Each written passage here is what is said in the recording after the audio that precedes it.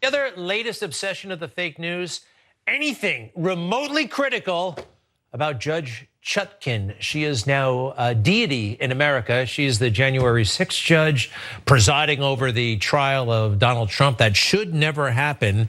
All right, panel after panel, breaking news. Oh my goodness gracious, a voicemail.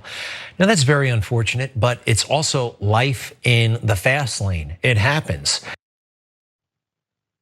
Death threats apparently are life in the fast lane, and they just happen. It's what the fast lane is all about. Jeez, this is insane. According to Newsmax host there, who was talking about Tanya Chutkan, who's one of the judges now in one of the 105 cases that Donald Trump has to go up against. Let's look at this from ABC News that has been going on and the reasons why Greg Kelly thinks that it's okay for people to threaten folks' lives, judges' lives. Abigail Jo Shree allegedly made a call to DC District Judge Tanya Chutkan's chambers on August 5th. And she left a voicemail message with racist threats. Some of it saying, "Hey, you stupid slave N-word, you are in our sights. We want to kill you." Here's that fabulous American who loves her country so much in her mugshot.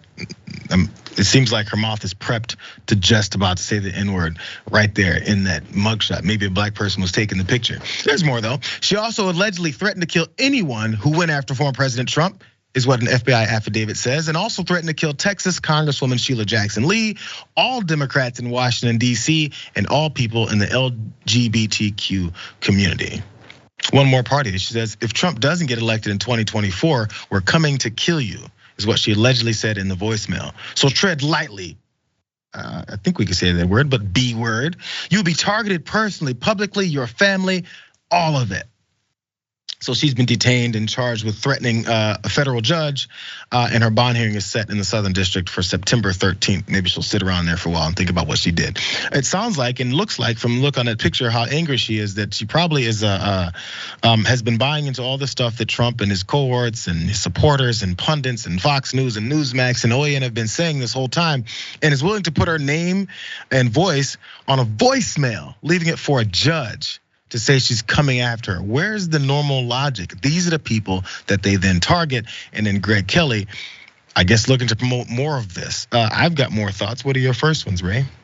Yeah, I would say I think that this woman is, getting too much, getting too much stick and not enough carrot for what she's doing to defend democracy in this country. If Trump doesn't get elected, she's going to overturn the election by brute force and tactical murder. And so I think that we need to give her credit for what she's doing to uphold democracy in this country. I mean, I'm joking, but that's literally how these people see themselves. They do think that what they're doing is, defending democracy. They're willing to sacrifice their livelihoods to defend Donald Trump. And if that isn't a cult, I don't know what is. Because, we talk about that with his team of attorneys who are willing to engage in crimes, but he has, members of his base who are literally willing to throw away their freedom and spend years in jail to do what they think they need to do to, further assist Donald Trump to, reclaim his rightful title of President, God, King, Emperor of the United States and also the world. It's, almost sad, but I also just wanted to say that it said that she threatened to kill all members of the LGBTQ community. I know damn well she did not refer to us as the LGBTQ community when she threatened to do that. Yeah, I didn't even think about that 100%. So then again, how does that all work? Kill all Democrats in Washington, D.C. and all members of the LGBTQ community. Again, I just want to focus on Greg Kelly for a minute. So it's life in the fast lane. It's what it is.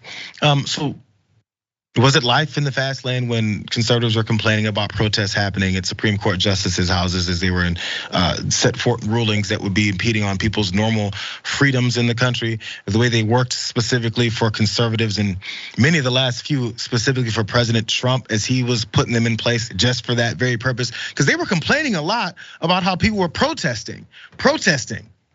And how dangerous it must have been. These are Supreme Court justices. We're supposed to respect them. Don't allow anyone to have any kind of pushback or opinion about what it is that they're doing, because they're above all of that.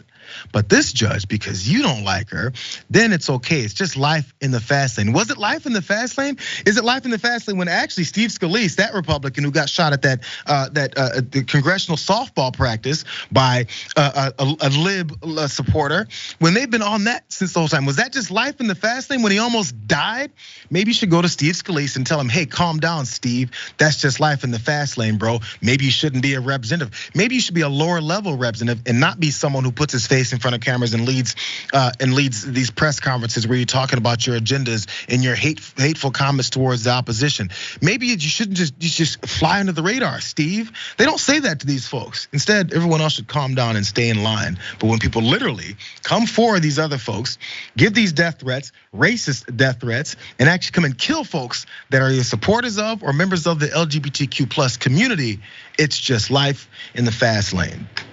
It's weird how that works, but it works that way every time for them.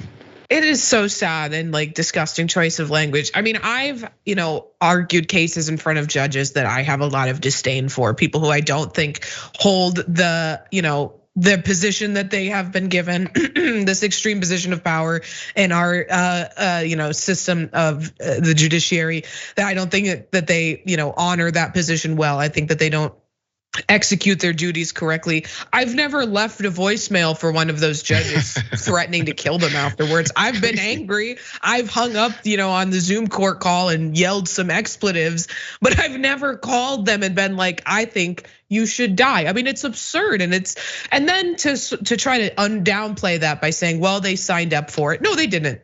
No, there's no part of like becoming a lawyer and then becoming a judge where you say, okay, I because I have to execute the duties of my job, I understand that I should be the recipient of death threats. Like, we shouldn't tolerate that. We shouldn't tolerate when the people who are sitting on the grand jury's names and addresses are being posted on right-wing, social media sites, because we know what it's for. We know why they do it. They do it so people like her, show up to their houses, call them, threaten to kill them. There's only one reason to do that. We know what it is they're doing, and everyone should be able to say, I don't care how right wing you are, everyone should be able to say it's wrong. For him to not even be able to muster the courage or the strength to say it's bad to threaten to murder a judge, it's pathetic.